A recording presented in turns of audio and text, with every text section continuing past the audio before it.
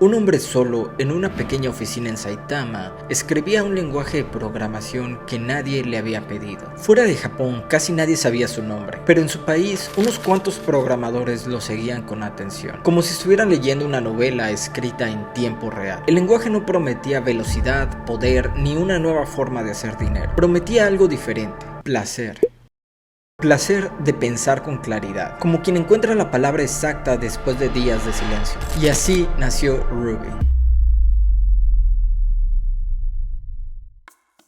A principios de los años 90, mientras el mundo de los lenguajes de programación avanzaba con paso firme hacia el pragmatismo, la eficiencia y la disciplina ingenieril, Yukihiro Matsumoto, Matt, como se le suele llamar, contemplaba otra posibilidad. Por entonces, los lenguajes dominantes llevaban consigo el temperamento de sus creadores. C era conciso y mecánico, Perl flexible y enredado. Java emergía con un aire de arquitectura empresarial, prometiendo orden y escalabilidad. Python, aún joven, buscaba claridad y legibilidad. Cada uno prometía un modelo distinto de pensar. Matsumoto observaba este ecosistema y encontraba algo ausente. Descubrió su insatisfacción con los lenguajes existentes como una especie de soledad, la sensación de que el lenguaje que realmente deseaba no existía, así que decidió escribirlo él mismo.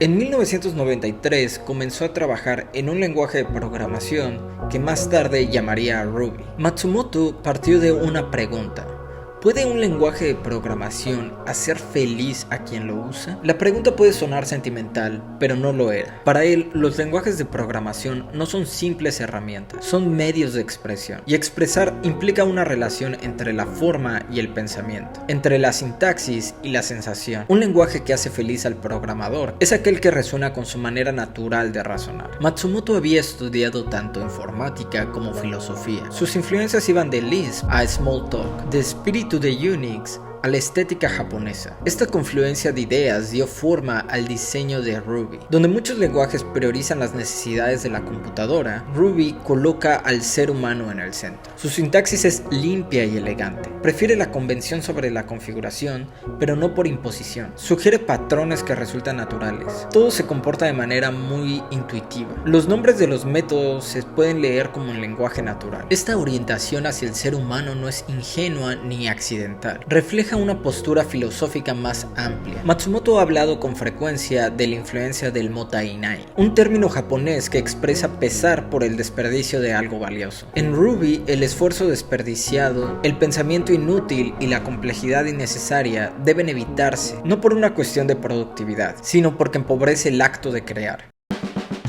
A mediados de los años 90, Ruby comenzó a atraer silenciosamente una comunidad en Japón. Fue publicado por primera vez en 1995. La documentación inicial estaba en japonés, y su base de usuarios creció dentro de un contexto cultural y lingüístico, que valoraba la forma, la belleza y la sutileza. Fuera de Japón, Ruby permaneció mayoritariamente desconocido hasta los primeros años del siglo XXI. Eso cambió con la publicación de Ruby 1.6 y más tarde 1.8. El punto de inflexión llegó cuando otra figura completamente distinta entró en escena: David Heinemeier Hansson, un programador danés que trabajaba en una aplicación web llamada Basecamp.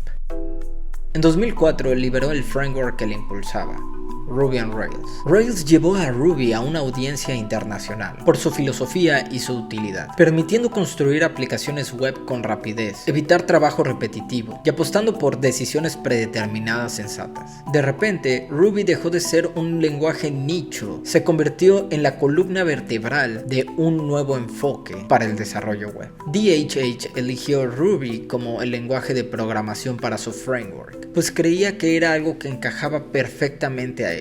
Se adaptaba a sus pensamientos y a la filosofía que él buscaba para su framework. Rails aprovecha la metaprogramación, la sintaxis clara y la capacidad del lenguaje para tratar el código como una forma de prosa. Su adopción se extendió por universidades, startups y eventualmente grandes empresas. Pero esa popularidad trajo consigo efectos secundarios. Ruby comenzó a ser evaluado bajo otros criterios.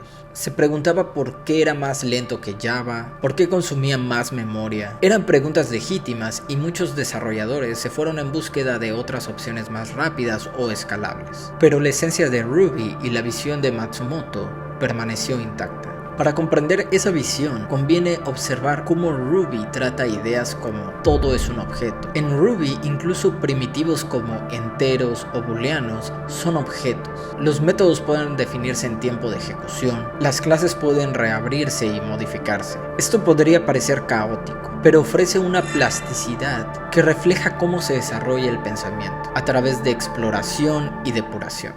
Ruby confía en el programador, no impone tipado estático. Brinda herramientas que invitan a la elegancia y a la reflexión. Su flexibilidad no es una licencia para escribir mal, sino un reconocimiento de que la creatividad necesita espacio. Algunos critican a Ruby por ser demasiado permisivo, pero Ruby sigue ahí como una corriente tranquila bajo la superficie. Se usa ampliamente en startups y en sistemas maduros. Da soporte a infraestructuras, comercios y herramientas. Y continúa evolucionando. Matsumoto sigue guiando el desarrollo de Ruby. Ruby 3 fue lanzado en el 2020. Introdujo mejoras importantes en rendimiento y concurrencia. El lenguaje está más vivo que nunca. Lo que hace a Ruby perdurable no es una característica en particular, sino su filosofía de diseño. Matsumoto ha dicho que en la programación, como en la vida, solemos centrarnos demasiado en la optimización y muy poco en la felicidad. Pero señala algo más profundo, que las herramientas que usamos modelan los problemas que vemos, las soluciones que imaginamos y la vida que llevamos como creadores. Existe en el arte japonés una tradición llamada wabi-sabi, que encuentra belleza en la imperfección y en la impermanencia. Ruby de alguna manera pertenece a esta tradición. Es un lenguaje que invita a la atención, no a la conquista, a la exploración, no a la imposición. En una época que valora lo inmediato y lo cuantificable, Ruby permanece al margen. Sigue su propio ritmo, con la misma calma con la que fue concebido.